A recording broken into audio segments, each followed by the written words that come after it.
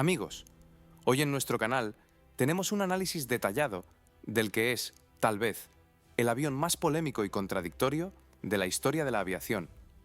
El Lockheed F-104 Starfighter, una máquina que batió récords de velocidad y que al mismo tiempo se cobró la vida de los mejores pilotos de la Alianza.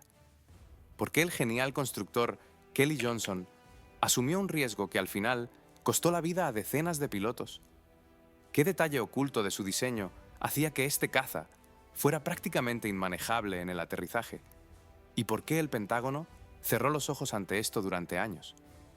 Analizaremos hechos poco conocidos y matices técnicos que durante mucho tiempo permanecieron a la sombra de los informes oficiales. Recomiendo ver este reportaje hasta el final. Los detalles finales les harán ver de una manera completamente diferente el verdadero precio de la carrera supersónica. Noviembre de 1950. Corea del Norte. El teniente Russell Brown vuela su Lockheed F-80 Shooting Star a una altura de 8.000 metros. Abajo, montañas, nieve, la línea de frente, un día cualquiera de la guerra. Entonces lo ve. El MiG-15 apareció por arriba y por la derecha. El caza soviético era más rápido, ascendía con mayor inclinación y literalmente subía en vertical, hacia donde el F-80 sencillamente no podía seguirlo. Brown lo entendió en pocos segundos, no como una deducción teórica, sino como un hecho indiscutible. Logró escapar. Pero la pregunta quedó en el aire. Esa misma pregunta se la formularon en Washington, en aquel mismo año de 1950. La Fuerza Aérea de los Estados Unidos comenzó a recopilar datos de los pilotos que se habían enfrentado al MiG-15 en combate. El panorama que se dibujaba era desagradable. Las máquinas americanas de la época, el F-80 y el F-84, perdían frente al caza soviético en velocidad de ascenso y en techo de vuelo. No siempre. No de forma catastrófica, pero perdían. En 1951, la Fuerza Aérea convocó un concurso para un avión completamente nuevo. Los requisitos se formularon de manera sencilla: velocidad máxima, altura máxima, peso mínimo, descartar todo lo superfluo. No se trataba de una máquina universal, se trataba de un caza de interceptación que haría una sola cosa, pero mejor que nadie. Varias compañías presentaron sus propuestas. Una de ellas la escribió Clarence Johnson. Todos lo llamaban Kelly. Tenía 41 años. A sus espaldas cargaba con la participación en la creación del primer avión de reacción estadounidense, el avión de reconocimiento U-2 y una docena más de aparatos que cambiaron la aviación. Trabajaba en la compañía Lockheed, en una división especial de diseño que la gente llamaba Skunk Works, por analogía con la destilería clandestina de una historieta muy popular entonces. La división trabajaba de forma separada de la fábrica principal, en condiciones de estricto secreto, y Johnson la dirigía bajo sus propias reglas. La principal de ellas decía así: nada de burocracia, solo ingenieros y resultados. Su propuesta para el nuevo caza era radical. La mayoría de los competidores ofrecían aviones grandes con armamento potente, radares y reserva de combustible. La lógica era comprensible. Cuantas más capacidades, mejor es el avión. Johnson pensaba de otra manera. Consideraba que en el combate aéreo vence el que es más rápido, no el que tiene más misiles, el más rápido. Por eso, su proyecto pesaba menos, era más pequeño en dimensiones y llevaba menos equipo que los de la competencia. En cambio, el motor era el más potente disponible y el ala era algo completamente especial. El ala del F-104 sigue siendo hasta hoy una de las soluciones más inusuales de la historia de la aviación. Casi recta, sin flecha hacia atrás, con un espesor de perfil de solo el 3,5% de su anchura. Para comparar, en la mayoría de los aviones de la época, este indicador era del 8 al 12%. El ala del Starfighter era más delgada que la hoja de un cuchillo de mesa a escala. Johnson lo explicaba así: a velocidades supersónicas, un ala recta y delgada crea menos resistencia que una gruesa y en flecha. La física estaba de su lado, pero esa misma física planteaba de inmediato un problema. A bajas velocidades, en el despegue y en el aterrizaje, esa ala funcionaba mal, muy mal. Él lo sabía, y aún así, presentó precisamente ese proyecto. Cuando los demás ingenieros de Lockheed vieron los planos, la reacción fue ambivalente. Uno de los colegas, según recuerdan los testigos, dijo directamente: «Esto no es un avión para un piloto, es un proyectil en el que han sentado a un hombre». Johnson escuchó. Luego dijo que precisamente por eso volaría más rápido que todos los demás. La Fuerza Aérea eligió el proyecto de Lockheed en 1953. El prototipo, que recibió la designación XF-104, se elevó en el aire por primera vez el 28 de febrero de 1954. Al timón estaba el piloto de pruebas, Tony LeVier. El vuelo duró menos de media hora. LeVier dijo después que era la máquina más inusual que jamás hubiera pilotado. No en el sentido de mala o buena, sino en el sentido de diferente, completamente diferente. La producción en serie comenzó en 1958. El avión recibió el nombre oficial de F-104 Starfighter, cazador de estrellas. La Fuerza Aérea de los Estados Unidos obtuvo la máquina que quería, rápida, ligera, afilada. ¿Qué era exactamente lo que habían obtenido? Se comprendió un poco más tarde. Hay aviones que parecen aviones, redondeados, con alas anchas, con una cabina que sobresale hacia arriba. Al mirarlos, uno comprende la lógica, comprende cómo vuela eso. El F-104 no contaba con esa comprensión. Su fuselaje era un tubo largo y delgado, de 19 metros, desde la nariz hasta la cola. Las alas eran pequeñas y sobresalían a los lados casi perpendicularmente, no hacia atrás como en la mayoría de los aviones de reacción de la época, sino casi rectas. El empenaje de cola era ente invertida. Los estabilizadores estaban orientados hacia abajo y a los lados. Era el único avión de serie en el mundo con esa disposición en aquel momento. Lo primero que saltaba a la vista de cualquiera que se acercara a él era el ala. La envergadura del F-104 era de 6 metros y 80 centímetros. Para comparar, en el caza F-86 Sabre, que combatió en Corea, la envergadura era de 11 metros, casi el doble. El ala del Starfighter no solo era pequeña, era afilada. El espesor del perfil del ala era del 3,5% de la anchura del ala. En números absolutos, el borde de ataque del ala tenía un espesor de cerca de medio milímetro, literalmente como una hoja de afeitar, no como un cuchillo, como una cuchilla. El personal técnico de tierra, que realizaba el mantenimiento del F-104, lo sabía por experiencia propia. Un roce accidental con el borde de ataque del ala dejaba un corte profundo, no un rasguño, un corte. En las bases aéreas se introdujo una regla obligatoria. Al trabajar cerca del ala, guantes de cuero. Siempre. El avión era peligroso incluso antes de que se encendiera su motor. Esta no era una característica de diseño casual. Era una decisión consciente. Un ala delgada y afilada a velocidades supersónicas crea una resistencia aerodinámica significativamente menor que una gruesa. A menor resistencia, mayor velocidad. Johnson iba hacia la velocidad directamente, sin compromisos. Las consecuencias de esta decisión a bajas velocidades, por lo visto, le preocupaban bastante menos. El motor del avión era el turborreactor General Electric J-79, uno de los primeros motores de serie en el mundo diseñados específicamente para el funcionamiento prolongado a velocidades supersónicas. En régimen de postcombustión, es decir, con inyección adicional de combustible en la cámara de combustión, desarrollaba un empuje de unos 73 kilonewtons. Para entender qué significa esto en unidades humanas, este empuje aceleraba un avión de 9 toneladas a una velocidad de 2.100 kilómetros por hora. Esto es aproximadamente el doble de la velocidad del sonido. Desde el despegue hasta la altura de 15.000 metros, pasaban menos de 2 minutos.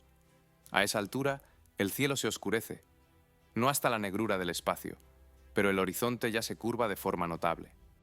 Los pilotos que volaban en el F-104 a alturas límite lo describían de igual manera.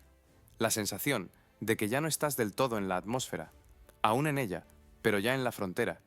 El armamento de las máquinas de serie incluía un cañón de 6 tubos M61 Vulcan de calibre 20 milímetros. Los 6 tubos giraban alrededor de un eje común. Esto permitía abrir fuego con una cadencia de 6.000 disparos por minuto, 100 disparos por segundo. La munición era de 725 cartuchos, es decir, todo el depósito se terminaba en unos 7 segundos de disparo continuo. Adicionalmente, el avión podía llevar misiles con guía térmica AIM-9 Sidewinder en los soportes subalares. Todo esto estaba dispuesto con elegancia. Todo esto funcionaba. Había un detalle sobre el cual, en los materiales publicitarios de la compañía Lockheed, preferían no extenderse: el asiento eyectable. En las primeras modificaciones de serie F-104 a F-104B, el asiento eyectable estaba orientado hacia abajo. El piloto no se eyectaba hacia arriba, como en la mayoría de los aviones, sino hacia abajo, a través de una escotilla en el suelo de la cabina. La lógica era esta: a velocidades supersónicas, la eyección hacia arriba significaba la entrada del piloto en un flujo de aire de enorme fuerza, lo que podía provocar lesiones. La eyección hacia abajo teóricamente resolvía este problema. En la práctica, esto significaba lo siguiente: si el piloto perdía el control a baja altura, en el despegue o en el aterrizaje, y accionaba la palanca de la catapulta, el asiento lo disparaba contra el suelo, literalmente. La altura mínima para una eyección segura hacia abajo era de varios cientos de metros. Por debajo de esta altura, la catapulta no salvaba, mataba. Esto se corrigió en las versiones posteriores del avión. En la modificación F-104G se instaló el asiento Martin Baker C-7, que se eyectaba hacia arriba y funcionaba incluso a altura cero y velocidad cero. Pero las primeras máquinas volaron con el asiento orientado hacia abajo durante varios años. ¿Cuántos pilotos murieron precisamente por esto? No se sabe con certeza. Las estadísticas de accidentes no siempre permiten separar las causas con tanta precisión. Pero el hecho es que, durante varios años, los pilotos se sentaban en un asiento que, en determinadas circunstancias, no podía salvarlos. Y ellos lo sabían. Así era la máquina por dentro: hermosa, radical, mortalmente rápida. Y con todo esto, establecía récords que se mantuvieron durante décadas. Mayo de 1958. Base aérea de Edwards, estado de California. Este lugar lo conocen todos los que se interesan un poco por la historia de la aviación. El lago seco, Rogers, cuyo fondo perfectamente plano, fue transformado en la pista de despegue y aterrizaje más larga del mundo. Aquí se probaba todo lo que volaba rápido y alto. El mayor Howard Johnson elevó el F-104A en el aire a las 7 de la mañana. Pocos minutos después, estableció el récord mundial de altitud para aviones con motores de pistón y de reacción: 27.800 metros, casi 28 kilómetros sobre la Tierra. Para comparar, la altura de crucero de los aviones de pasajeros modernos es de unos 10 a 12 kilómetros. Johnson subió 3 veces más alto. 2 semanas después, otro piloto en el mismo tipo de avión estableció el récord de velocidad: 2.259 kilómetros por hora. Fue la primera vez en la historia que un avión de combate de serie superó oficialmente la velocidad de 2.000 kilómetros por hora en vuelo horizontal. Ambos récords fueron inscritos en el registro de la Federación Aeronáutica Internacional. Ambos se mantuvieron durante varios años. Los periódicos escribían sobre el F-104 como un paso hacia el futuro. La revista Aviation Week lo puso en su portada. La Fuerza Aérea de los Estados Unidos utilizó las fotografías del avión en sus materiales publicitarios para reclutar pilotos. La máquina se convirtió en un símbolo, no simplemente en un caza, sino en la prueba de que el pensamiento de la ingeniería estadounidense se adelantaba al tiempo. Pero los récords de 1958 fueron solo el comienzo. En 1959, la compañía Lockheed y la Administración Nacional de Aeronáutica y el Espacio comenzaron un programa conjunto. La idea era simple y al mismo tiempo atrevida: Tomar un F-104 de serie, añadirle un pequeño motor de cohete en la parte trasera y ver qué tan alto podía subir. La modificación se llamó NF-104A. La letra N en la clasificación militar estadounidense significaba equipo de prueba especial. En la práctica, esto significaba que el avión recibió un motor de cohete adicional con un empuje de 27 kilonewtons, más o menos como el de un pequeño misil de combate, y un sistema de control por chorros de gas para trabajar en la atmósfera enrarecida, donde los timones habituales se volvían prácticamente inútiles. 3 ejemplares del NF-104A se utilizaron en la Escuela de Pilotos de Pruebas de las Fuerzas Aéreas en la misma base aérea de Edwards. Su tarea era específica: preparar a los pilotos para condiciones cercanas a las espaciales: altura, rarefacción del aire, control sin superficies aerodinámicas. Entre los pilotos que volaron en el NF-104A estaba el teniente de 32 años, Neil Armstrong. En 1960, él todavía no era astronauta ni, mucho menos, el primer hombre en la Luna. Era un piloto de pruebas, con buena reputación y horas de vuelo en varias máquinas experimentales. El NF-104A fue para él una de las herramientas de preparación. Armstrong voló en ella, ensayó el comportamiento del avión a alturas límite y estudió cómo el cuerpo y la mente reaccionaban a condiciones en las que el cielo casi se termina. 9 años después, estaría de pie en la Luna. Trazar una línea recta entre los vuelos en el NF-104A y la misión lunar es imposible. Sucedieron demasiadas cosas entre ambos hitos. Pero hay una relación indirecta. Precisamente tales máquinas y tales vuelos formaban a la generación de pilotos que luego se convirtió en la primera generación de astronautas. Sin embargo, la historia más conocida relacionada con el NF-104 no ocurrió con Armstrong. 10 de diciembre de 1963.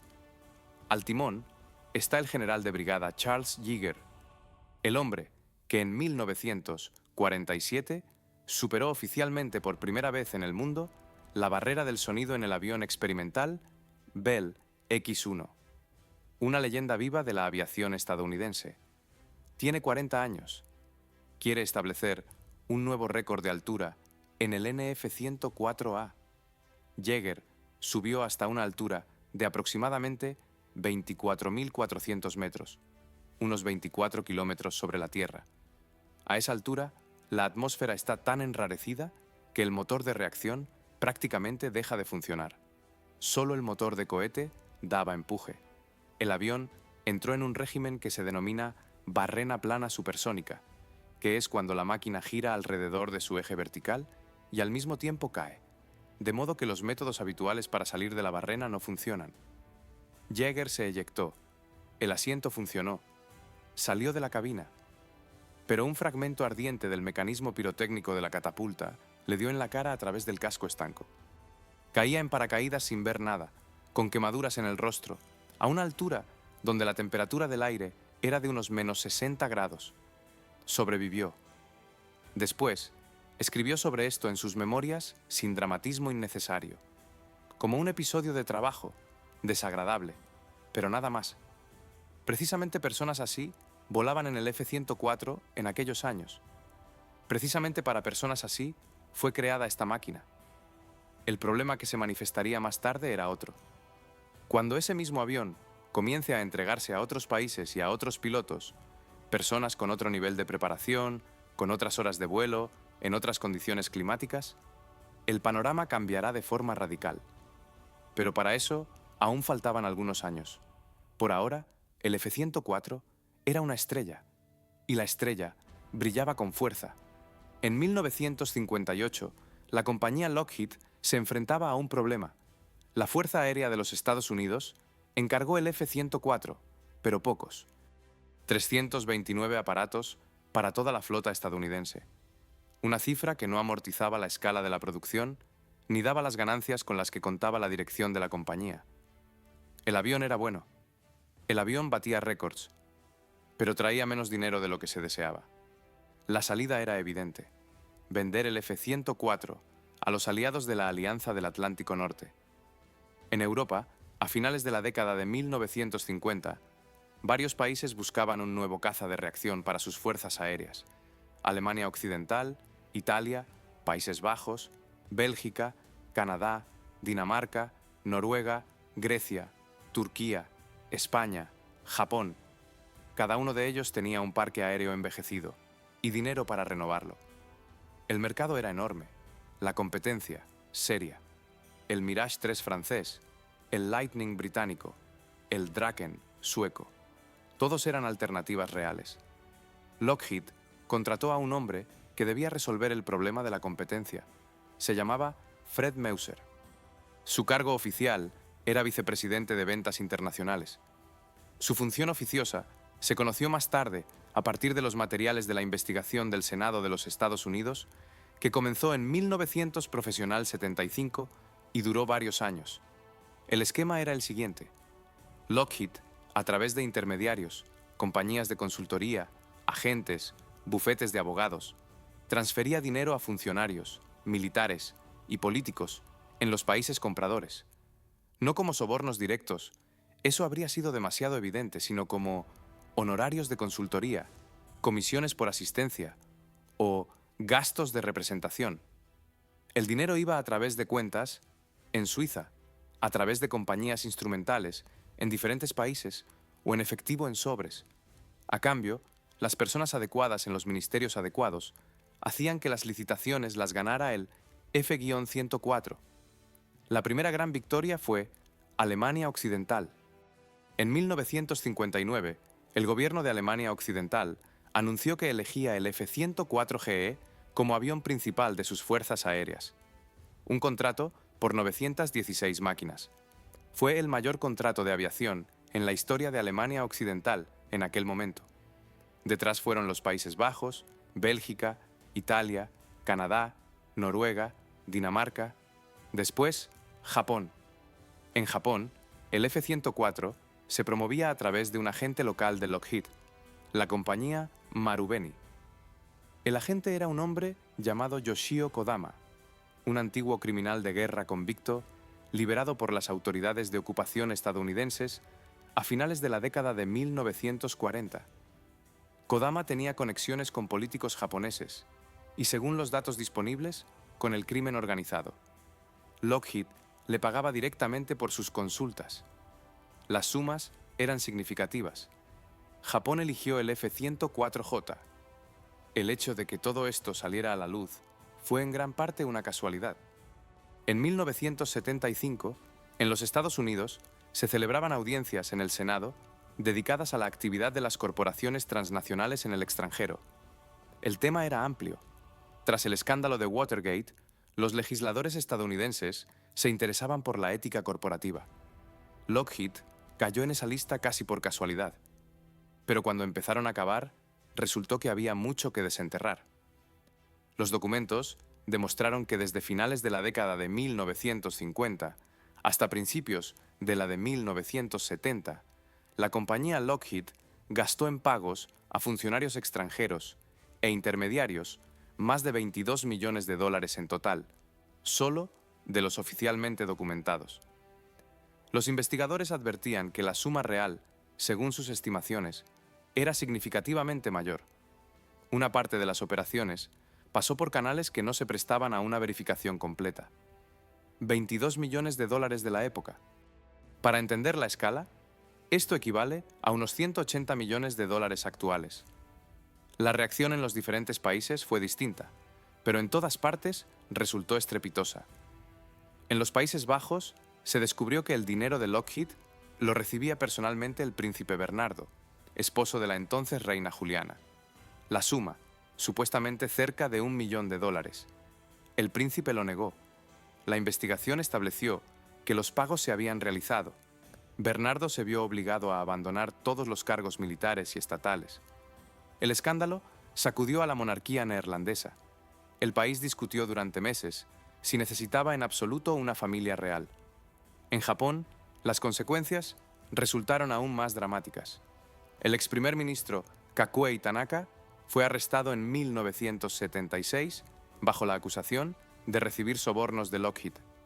Se trataba de otro programa de la compañía, no del F-104, sino del avión de pasajeros Lockheed L-1011, pero el mecanismo era el mismo. El caso llegó a los tribunales. Uno de los intermediarios clave, aquel mismo Yoshio Kodama, sobrevivió a un atentado. Un activista de extrema derecha estrelló una avioneta directamente contra su mansión. Kodama sobrevivió. En Alemania Occidental, los debates parlamentarios duraron varios años. Allí, la historia del F-104 coincidía con un problema aparte: la siniestralidad del avión, que para entonces ya se había convertido en una tragedia nacional.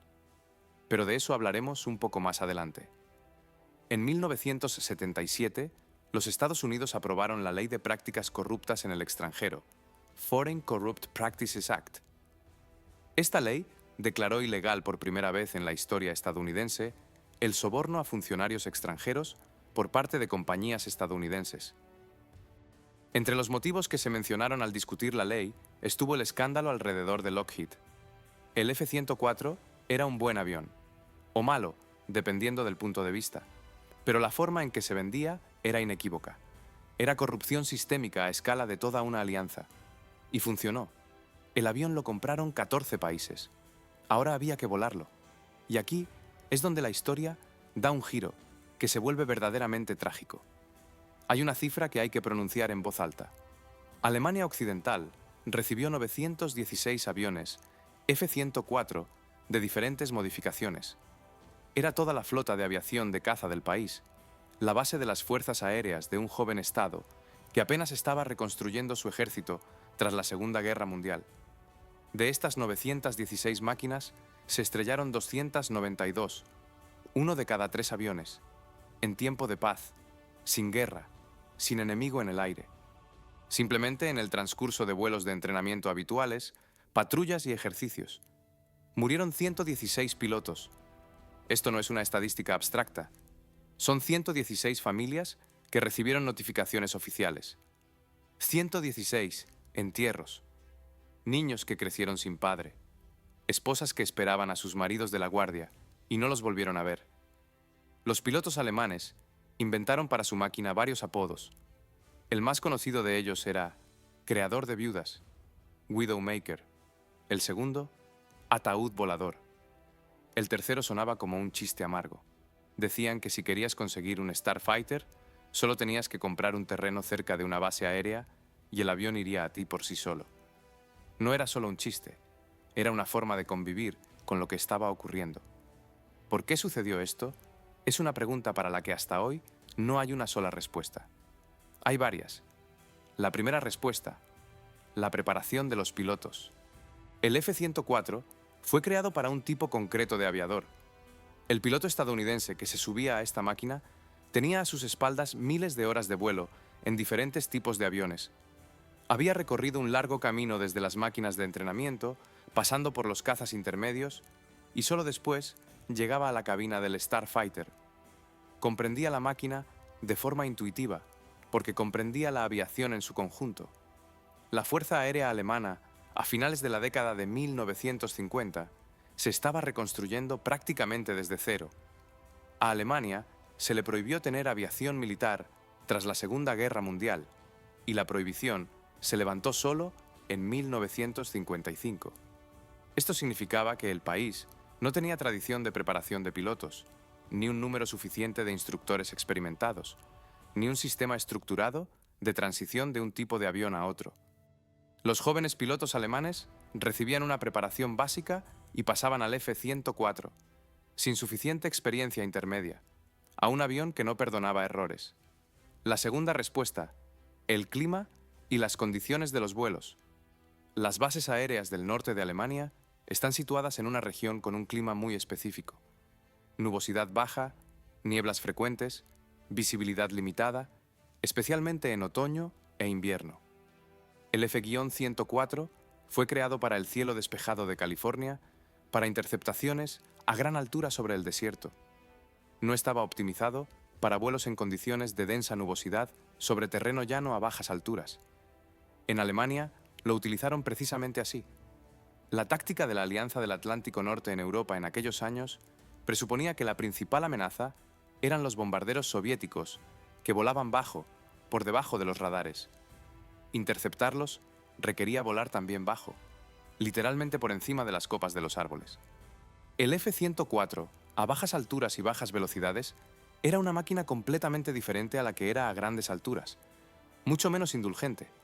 La tercera respuesta, la fiabilidad técnica de la modificación concreta.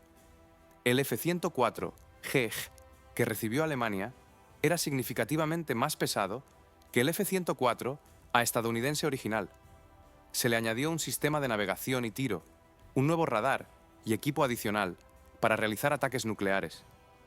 Todo esto aumentó el peso de despegue y empeoró las características a bajas velocidades, que ya de por sí eran problemáticas.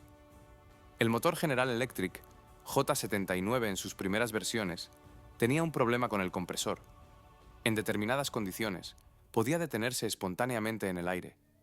Esto se denomina pompaje o pérdida del compresor. A gran altura, el piloto tenía tiempo y altitud para reiniciar. A baja altura, no. La cuarta respuesta, y tal vez la más incómoda, se sabía. No todo, pero sí mucho. Los problemas con el motor se registraban. La dificultad de pilotaje a bajas velocidades estaba documentada ya en las pruebas estadounidenses. La cuestión del asiento ejectable, que en las primeras versiones disparaba hacia abajo, se planteó dentro de la compañía Lockheed, incluso antes de comenzar los suministros a Europa. Parte de estos problemas se solucionaron, pero no de inmediato, ni todos. Parte de la información llegaba a la parte alemana con retraso. Otra parte se conocía, pero no cambiaba las decisiones, porque los contratos ya estaban firmados, el dinero ya estaba pagado y las decisiones políticas ya estaban tomadas. Las audiencias parlamentarias, en Alemania Occidental, sobre la siniestralidad del F-104 se desarrollaron de 1965 a 1967. El ministro de Defensa de Alemania, Franz Josef Strauß, quien promovió personalmente la elección del F-104, se encontró en el centro de duras críticas. La relación entre la parte corrupta del trato y los problemas técnicos del avión fue discutida abiertamente por los parlamentarios alemanes. Nada crucial cambió con esto. Los aviones siguieron volando, siguieron cayendo. El último F-104 alemán fue retirado del servicio en 1977. Para ese momento, Alemania había perdido un tercio de su flota y más de 100 pilotos. El país habló con dolor e irritación de este avión mucho tiempo después de que dejara de prestar servicio. En Italia se perdieron 148 máquinas de 795. En Canadá, 37 de 200. Las cifras son diferentes, pero en todas partes eran más altas que las de los usuarios estadounidenses de la misma máquina. Mucho más altas. Esta comparación habla por sí sola, porque el avión es el mismo. La física es la misma. La diferencia está en quién se sentaba al timón, en qué condiciones y con qué preparación. Y en qué medida estas condiciones correspondían a aquello para lo que la máquina fue diseñada.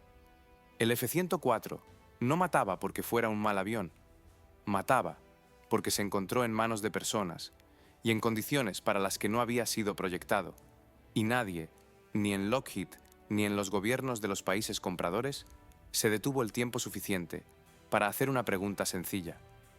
¿Es adecuada esta máquina para lo que queremos de ella? El dinero estaba pagado, los contratos firmados, los aviones entregados, y a varios miles de kilómetros de las bases aéreas alemanas, esa misma máquina al mismo tiempo combatía de verdad. Y allí el panorama era completamente diferente. Septiembre de 1955, Pakistán Occidental, corre el 11º día de la guerra indo-pakistaní. La guerra comenzó por la región disputada de Cachemira, un territorio entre ambos países que ambos consideraban suyo desde el momento de la partición de la India británica en 1947. Para septiembre de 1965, el conflicto había pasado a una fase abierta. Columnas de tanques, artillería, aviación por ambas partes. Pakistán tenía aviones estadounidenses, la India, soviéticos y británicos. Esta fue una de las primeras guerras donde la técnica de las dos superpotencias de la Guerra Fría se encontró en un enfrentamiento directo, pero sin las propias superpotencias. Dos países combatían con armas ajenas. Cada victoria aérea se convertía automáticamente en un argumento en la disputa sobre qué técnica era mejor. Pakistán recibió el F-104 en 1961. 12 máquinas de la modificación F-104A y luego algunas F-104B, pocas. Pero los pilotos pakistaníes estaban bien preparados. Una parte de ellos había realizado su entrenamiento directamente en los Estados Unidos. En septiembre de 1965, los F-104 pakistaníes se utilizaron ante todo como interceptores. Precisamente para eso se había creado el avión: ganar altura rápido, desarrollar velocidad, interceptar el objetivo. En este papel funcionaba bien, pero hubo un episodio que salió de los límites de una simple interceptación.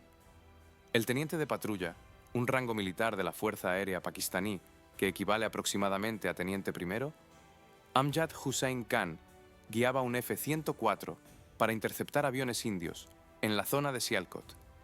Detectó un avión indio, Folland Gnat, un caza ligero británico que la India producía bajo licencia. Khan realizó el lanzamiento de un misil con guía térmica AIM-9 Sidewinder. El misil alcanzó el objetivo. Esta fue una victoria aérea. La primera victoria, oficialmente confirmada, del F-104 en combate real en toda la historia del avión. Pero esa misma guerra mostró también la otra cara. Pakistán perdió en combates aéreos varios F-104. Algunas fuentes mencionan la cifra de 2 a 3 aviones destruidos directamente en combates aéreos. Los datos exactos siguen siendo hasta hoy objeto de debate entre historiadores indios y pakistaníes, porque cada parte tiende a disminuir sus propias pérdidas y a aumentar las del enemigo. Se sabe con certeza que los pilotos indios en aviones Hawker Hunter, cazabombarderos subsónicos británicos, derribaron al menos un F-104 pakistaní. Un avión subsónico venció a uno supersónico. Este es un punto importante. El F-104 fue creado para una sola cosa: ganar altura rápido, acelerar rápido, interceptar el objetivo a gran altura y a gran velocidad. En el combate cerrado maniobrable, ese que los pilotos llaman pelea de perros, era vulnerable. El ala pequeña daba una maniobrabilidad deficiente a velocidades subsónicas. La reserva de combustible era escasa. El tiempo sobre el campo de batalla, limitado. Esto lo sabían los constructores desde el principio. El F-104 no fue concebido como un avión para el combate maniobrable. Fue concebido como un interceptor, una máquina que llega, dispara y se va a una velocidad inaccesible para el enemigo. Cuando se utilizaba para su propósito, funcionaba. Cuando se encontraba en un combate maniobrable cerrado, las ventajas desaparecían. La guerra de 1965 terminó con un armisticio tras 17 días de combates. Ninguna de las partes alcanzó resultados decisivos. En 1971 todo se repitió, pero en una escala significativamente mayor.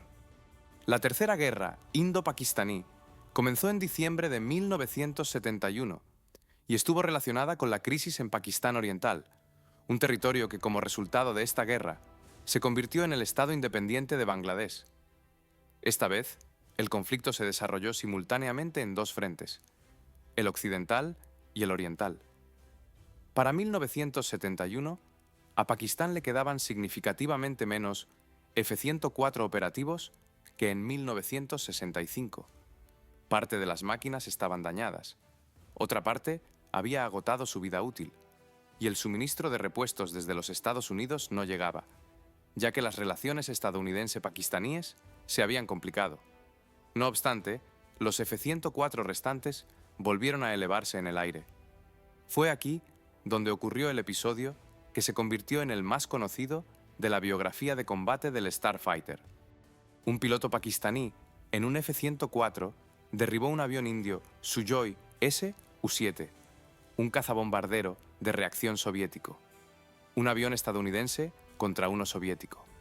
En el otro extremo del mundo respecto a ambos países productores. En una guerra en la que ni Washington ni Moscú participaban oficialmente. ambas superpotencias seguían en silencio los resultados. La aviación india declaró en respuesta varios F-104 pakistaníes derribados. La parte pakistaní disputaba estos datos. La guerra duró 13 días y terminó con la capitulación de las tropas pakistaníes en el frente oriental. ¿Qué se puede decir del F-104 como avión de combate al término de 2 guerras? Era eficaz en el papel para el que había sido creado. Como interceptor veloz de gran altura, funcionaba. Como caza táctico para el combate maniobrable complejo sobre el campo de batalla, no. Esto no es un fallo de diseño. Es una falta de correspondencia entre lo que la máquina sabía hacer y lo que se quería de ella en condiciones de combate concretas. La misma historia que en Alemania, solo que con otras consecuencias. En Alemania, la falta de correspondencia entre las capacidades de la máquina y las condiciones de su uso mataba a los pilotos en los entrenamientos. En Pakistán, esa misma falta de correspondencia simplemente limitaba la eficacia de combate. La diferencia está en la preparación de los pilotos, en las condiciones de uso y en la comprensión de qué es exactamente lo que le pides a tu máquina. Mientras los F-104 pakistaníes combatían sobre Cachemira, en el otro extremo del mundo esa misma máquina, de forma muy modificada, hacía algo completamente diferente. No volaba hacia el enemigo, volaba hacia la frontera del espacio. A una altura de 20 kilómetros, el cielo se vuelve azul oscuro. No negro, aún no es el espacio, pero ya no es ese azul habitual que se ve desde la ventana. Azul oscuro, casi violeta cerca del horizonte. Las estrellas no se ven en ese momento, hay demasiada luz, pero la atmósfera alrededor es ya tan delgada que un motor de reacción común empieza a ahogarse. Falta aire para la combustión. Precisamente aquí comenzaba el trabajo del NF-104A.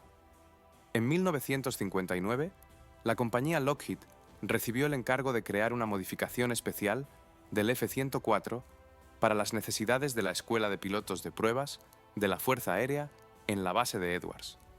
La tarea se formuló con claridad.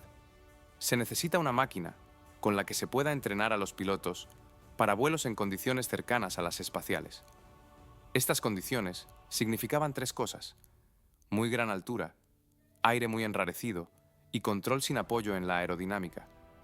Se construyeron 3 ejemplares de la modificación NF-104A.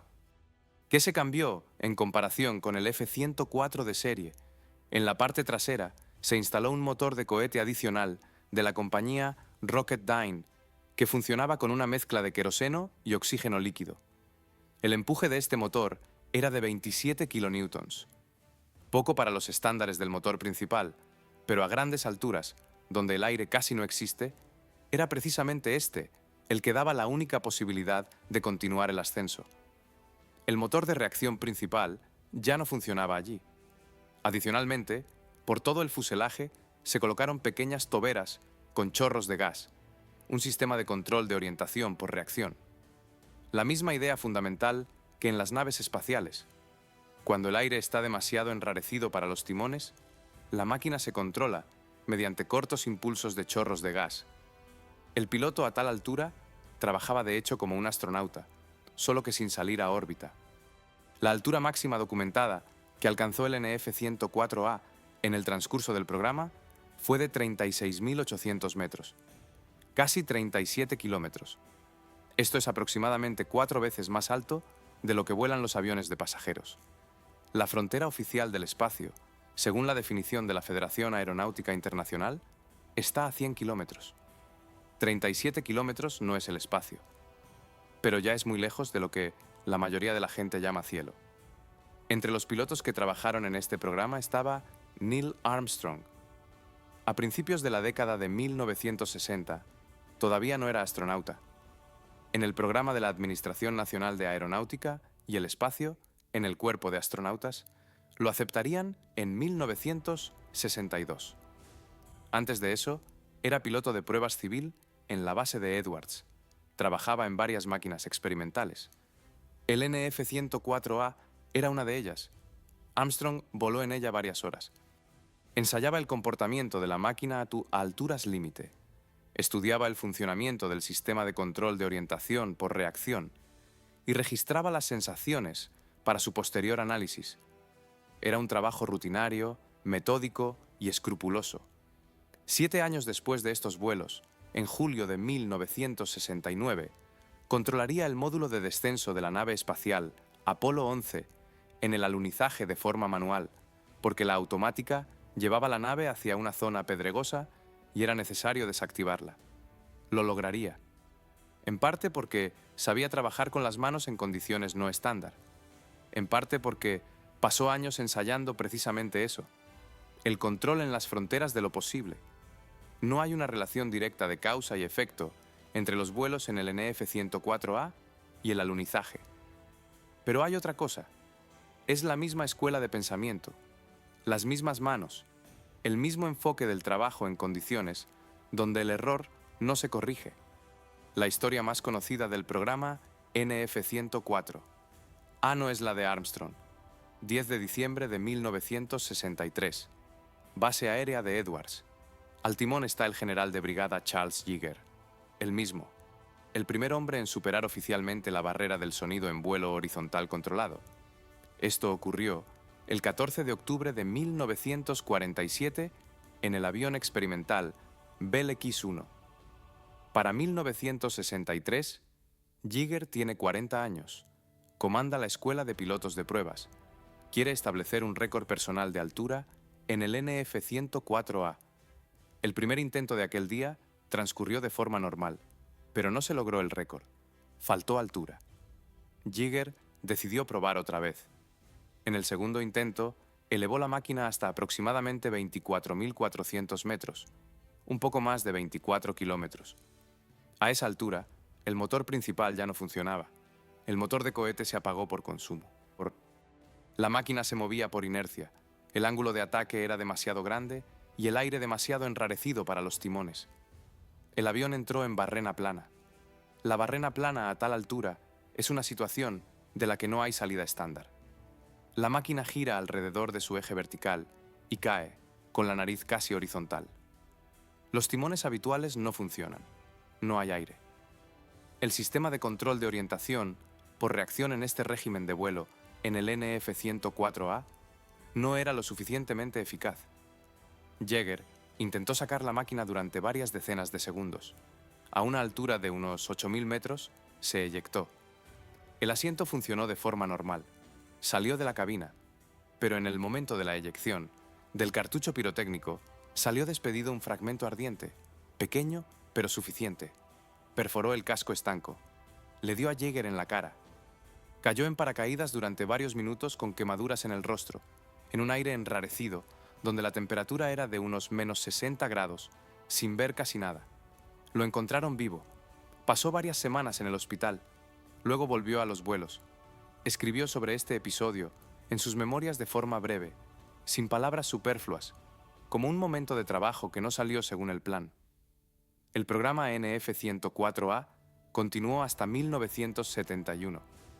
Durante este tiempo, 3 máquinas prepararon a varias decenas de pilotos que luego trabajaron en programas espaciales. La contribución directa de estos vuelos al desarrollo de la astronáutica estadounidense es difícil de medir en cifras concretas, pero las personas que volaron en el NF-104A sabían sobre la altura y sobre las fronteras lo que nadie más sabía. La máquina sabía hacer una cosa, ir a donde las demás no podían. Esto era tanto su grandeza como su problema, al mismo tiempo. A mediados de la década de 1970, el F-104 ya no volaba en los Estados Unidos. El país que lo creó fue la del primero en renunciar a él. En otros lugares se mantuvo significativamente más tiempo, pero también allí el final era inevitable. Los aviones no se van de golpe. No es como con una persona. No es un solo momento, una sola fecha. El avión se va paulatinamente. Primero lo retiran de un escuadrón, luego de otro. Luego dejan de encargar piezas de repuesto. Luego las máquinas empiezan a ponerse en almacenamiento, en filas sobre plataformas de hormigón, bajo el cielo abierto, conservadas. Luego una parte de ellas se desguaza para metal. Otra parte llega a los museos. Otra parte simplemente se queda de pie, esperando a que alguien decida qué hacer con ella. el F-104 se fue precisamente así, despacio y de forma diferente en diferentes países. En los Estados Unidos lo retiraron de las unidades de combate en 1969. Esto ocurrió rápido y sin ceremonias superfluas. El ejército pasaba a máquinas más modernas, ante todo al McDonnell Douglas F-4 Phantom II. El F-104 en la Fuerza Aérea estadounidense sirvió poco más de 10 años. Para los estándares de la aviación militar, poco. Los pilotos de pruebas estadounidenses y los pilotos de programas científicos volaron en él varios años más después de esto, pero como unidad de combate en los Estados Unidos, terminó en 1969. Canadá retiró sus máquinas en 1986, Alemania Occidental en 1987. Los últimos F-104 alemanes se marchaban sin despedidas solemnes. Demasiadas cosas estaban ligadas a este avión. Demasiados accidentes, demasiados escándalos políticos, demasiadas familias que habían perdido a sus seres queridos. Algunas máquinas se entregaron a museos de aviación, las demás se desguazaron. Dinamarca, Noruega, Bélgica y los Países Bajos sustituyeron el F-104 por el caza estadounidense General Dynamics F-16 Fighting Falcon en la primera mitad de la década de 1980. El proceso transcurrió de forma organizada, sin especial ruido.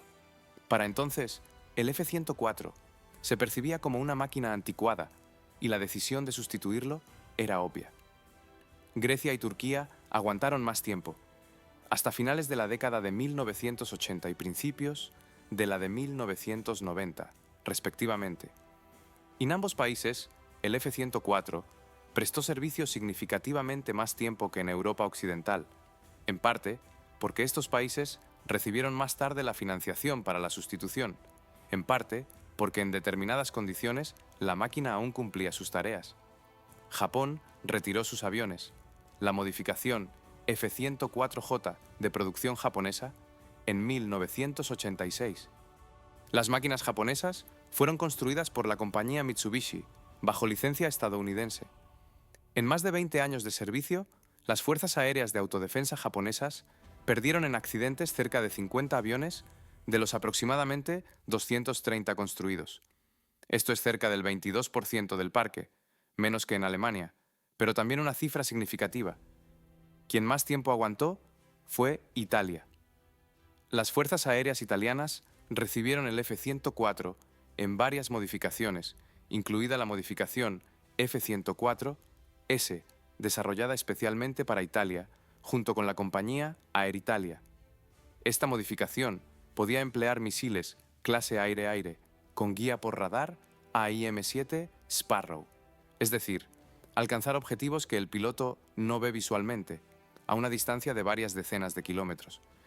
Para los estándares italianos, esto convirtió al F-104 en un interceptor de pleno derecho muchos años después de que otros países hubieran renunciado a él.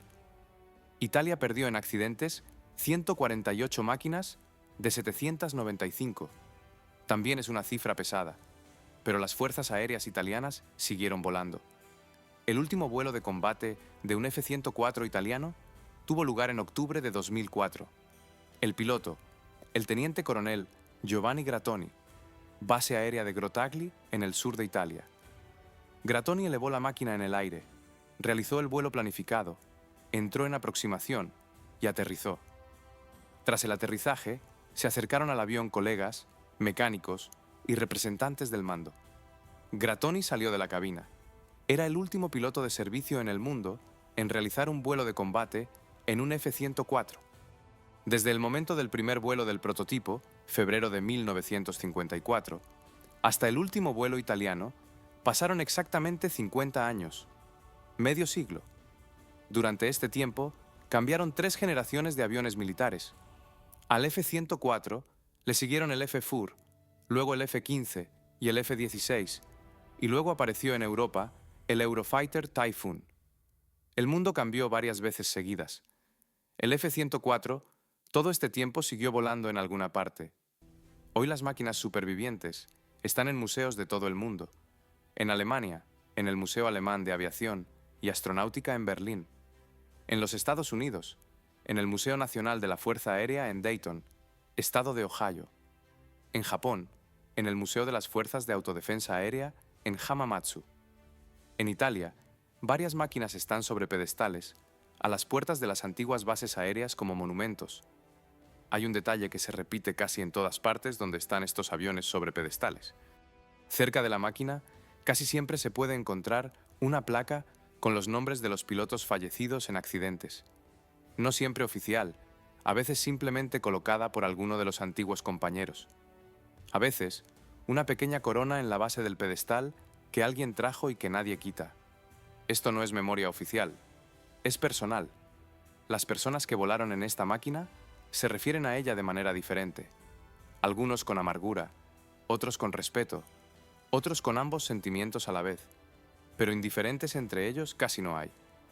El F-104 era demasiado afilado, en sentido directo y figurado, para dejar indiferente a alguien que hubiera trabajado con él. Los mecánicos que lo mantenían recuerdan los cortes del ala. Los pilotos recuerdan cómo la máquina respondía a las manos, al instante, sin holgura, sin perdón. Las viudas recuerdan otra cosa. El avión se fue, la memoria quedó. Y ahora, cuando conocemos toda esta historia de principio a fin, se puede finalmente hacer la pregunta por la que, en realidad, valía la pena contar todo esto. ¿Fue el F-104 un error? ¿Fue el F-104 un error? La respuesta sencilla es no. La respuesta compleja también es no, pero por otras razones. Empecemos con que el avión hacía aquello para lo que lo crearon. Kelly Johnson recibió el encargo de construir un interceptor, ligero, rápido, de gran altura. Construyó precisamente eso. El F-104 ganaba 15.000 metros en menos de 2 minutos. Desarrollaba una velocidad de 2.100 km por hora en vuelo horizontal. Subía a donde otros aviones de serie de la época no podían. Según la tarea técnica, la máquina era impecable. El problema no estaba en lo que construyeron. El problema estuvo en lo que después hicieron con ello. He aquí la cadena concreta de decisiones que convirtió un interceptor en una catástrofe. Primera decisión: vender el avión a 14 países utilizando sobornos para ganar las licitaciones. Esto significaba que la máquina se compró no porque fuera adecuada para las tareas concretas de países concretos, sino porque las personas adecuadas en los ministerios adecuados recibieron sobres. Segunda decisión: entregar el avión a ejércitos sin un sistema suficiente de preparación de pilotos. En Alemania Occidental no había un programa estructurado de transición por etapas al nuevo tipo de caza. En Italia tampoco.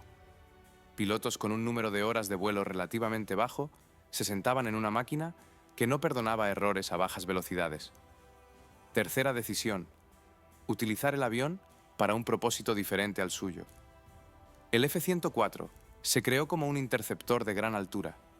En Europa empezaron a emplearlo como un cazabombardero táctico que volaba bajo, cerca de la tierra, con cualquier clima. Ese era otro trabajo. La máquina no estaba adaptada para ello. Cada una de estas decisiones por separado era mala. Las tres juntas constituyen un sistema que mataba a personas con regularidad predecible. Y aquí es importante decir algo que es fácil pasar por alto. Ninguno de los que tomaban estas decisiones pensaba: ahora vamos a matar a 116 pilotos alemanes. Así no funciona. Los gerentes de Lockheed pensaban en los contratos y en las ganancias. Los políticos alemanes pensaban en la capacidad de defensa del país y en la presión por parte de los aliados. Los militares pensaban en las tareas tácticas. Cada uno en su sistema de coordenadas tomaba decisiones que le parecían fundamentadas. Nadie miraba todo el panorama en su conjunto. Esto no es una excusa, es un diagnóstico. El F-104 es una historia sobre lo que ocurre cuando la tecnología se adelanta al sistema de su aplicación. Cuando la máquina sabe hacer más de lo que saben hacer las personas a las que se la dieron. Cuando los intereses políticos y comerciales toman decisiones que deberían tomar los ingenieros y los pilotos. Esta no es una historia única. Variantes de esta misma historia se repitieron en la aviación antes del F-104 y después de él. Pero el F-104 es uno de los ejemplos más ilustrativos. porque la escala fue enorme. 14 países, 2.578 máquinas construidas, varios cientos de pilotos fallecidos en tiempo de paz, un escándalo de corrupción que cambió la legislación de todo un país. Y con todo esto, récords que se mantuvieron durante décadas y la frontera del espacio que la máquina rozaba con la punta de su ala afilada. Todo esto es un solo avión. Hay una persona de la que quiero hablar al final. Se llama Erich Hartmann. No aquel Erich Hartmann que fue el máximo as de la Segunda Guerra Mundial, aunque la coincidencia de nombres aquí es un poco simbólica. Este es otro hombre, un piloto alemán que voló en el F-104GE en las Fuerzas Aéreas de Alemania Occidental en la década de 1960. Él sobrevivió, sus compañeros no todos. En una de las raras entrevistas que dio a los periodistas alemanes ya en la vejez, le preguntaron ¿cómo se refiere a este avión ahora, décadas después? Pensó. Luego dijo aproximadamente lo siguiente. La máquina era honesta. Nunca fingió ser fácil. Exigía todo lo que tenías. Atención, precisión, respeto. Si le dabas eso, volaba. Si no, mataba. Esto no es mala intención. Es simplemente física. Las personas alrededor de ella son otro tema. Las personas tomaban decisiones. La física no toma decisiones. Se quedó callado un poco más. Luego añadió, a veces pienso en los que no volvieron. No como una abstracción, como personas concretas. Recuerdo sus rostros, de algunos, sus voces. Eran buenos pilotos. Simplemente el sistema en el que cayeron no estaba calculado para que sobrevivieran. Este es, probablemente, el balance más exacto de toda esta historia. El F-104 era una herramienta magnífica, afilada, en sentido literal y figurado, tan afilada que cortaba a quienes la sostenían de forma incorrecta. Primer vuelo. Febrero de 1954. Último vuelo de combate. Octubre de 2004. 50 años en el cielo. Un ala de medio milímetro de espesor. Velocidad del doble de la velocidad del sonido. 116 nombres. En las placas alemanas junto a los pedestales. Este fue el F-104 Starfighter. Les agradezco por ver el video. Hasta pronto.